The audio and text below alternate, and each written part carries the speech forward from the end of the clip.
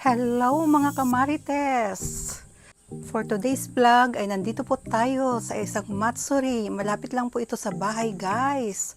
At isinara nila ang kalsada from 3 o'clock hanggang 10 o'clock ng gabi.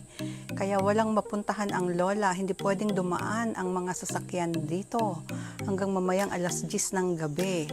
So, for curiosity ay nagpunta po ako. Nilakad ko talaga, grabe ang init. Sobra, grabe ang init. Alas 3 pasado pa naman ako nagpunta at nataon naman na nakasalubong ko. Ito nag-start na sila pero mamayang gabi, mamayang siguro mga 6 ang main talaga dito. Pero grabe, baka hindi ko na mahintay pa yun kasi sobrang init.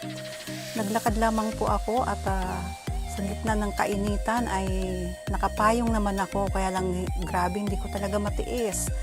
Bilib din talaga ako sa mga hapon na to.